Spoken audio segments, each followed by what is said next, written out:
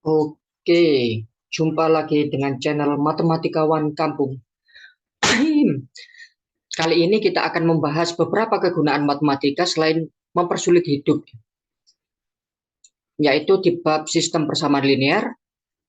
Ya, biasanya di sekolah atau buku-buku tingkat sekolahan itu apa ya? Kegunaan, terapan, penerapan, aplikasi, fungsi sistem persamaan linear itu seperti yang pertama itu ya, harga harga-harga ya. Di toko ya nggak jelas di mana tokonya. Nah ini kalau di kehidupan sekarang itu nggak terlalu relevan ya. Karena apa? Kalau misalkan ya, eh, misalkan ya di kehidupan nyata itu dapat persoalan seperti ini. Pasti yang cara pertama yang paling mudah adalah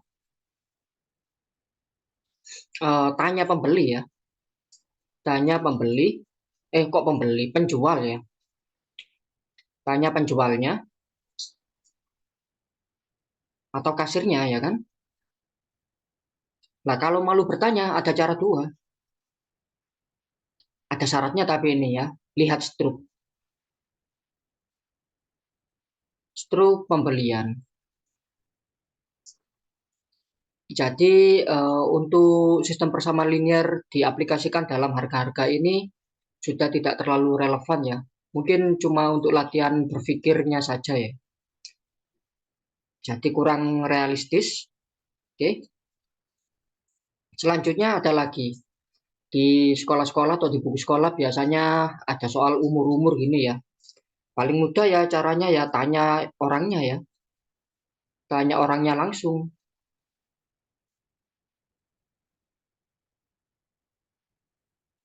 Umur berapa kan gitu ya. Eh, Tinggal Dexa sama Firda ditanya ini ya umurnya berapa terus ditambah kan gitu aja ya. Kalau nggak dijawab ya masalah privasi ya kasih aja uang gitu.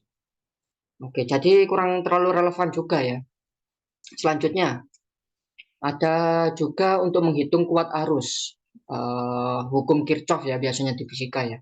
Bahwasanya total arus masuk itu sama dengan total arus keluar ya.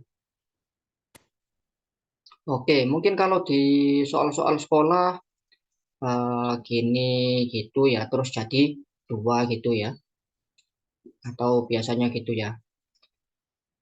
Ini masih cukup relevan, bisa digunakan ya. Tapi sekarang ada alat pengukur arus ya, pengukur kuat arus.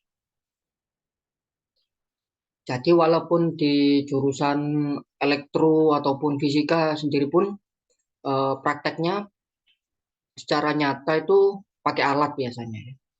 Jadi jarang diukur kecuali memang apa ya, ada suatu proyek besar pakai analisis arus beneran ya. Jadi bukan proyek abal-abal ya. Misalkan proyek bangun PLN atau apa gitu, itu baru bisa digunakan. Jadi ini masih banyak kemungkinan digunakan di luar sana, di dunia yang sesungguhnya ya. Oke, tadi ini juga jarang digunakan ya, nggak mungkin digunakan. Ini masih ada kemungkinan digunakan. Nah, yang terakhir untuk video kali ini menyetarakan reaksi kimia. Oke. Mungkin sudah ada software ya atau aplikasi untuk menyetarakan itu ya, sudah ada softwarenya, sudah ada aplikasi software ya, softwarenya untuk menyetarakan ya. Tapi dalam kondisi-kondisi tertentu untuk senyawa-senyawa baru, mungkin software itu belum bisa menyimulasikan dengan bagus ya. Jadi kita pakai contoh yang gampang-gampangan aja untuk ini ya. Untuk misalkan operasi reaksi penggunaan BBM bensin misalnya. Karena saya lupa rumus kimianya isoktana, kita pakai oktana biasa aja. C8H18 ya.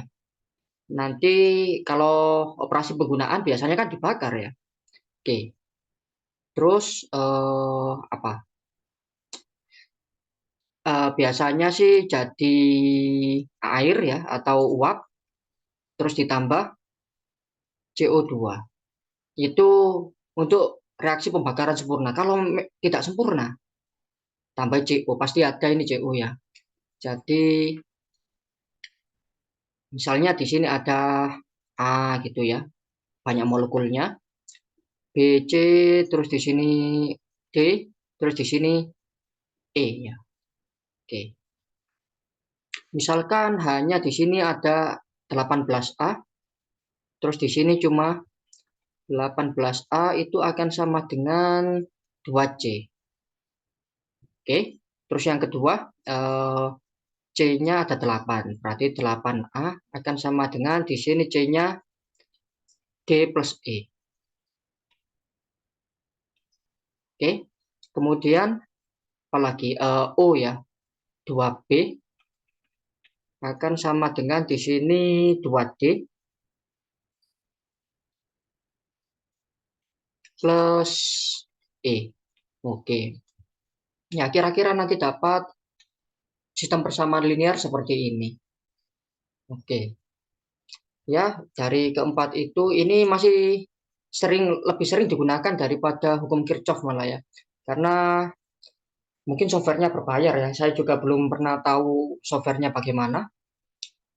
Kalau untuk mengukur kuat arus ini kan sudah banyak terlihat di mana-mana ya alatnya ya.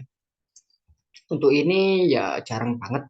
Oke, ini sudah sekian untuk video kali ini dulu ya. Sampai jumpa di video lainnya. Oh, masih belum ya. Semoga bermanfaat, selamat belajar, dan sampai jumpa di video lainnya.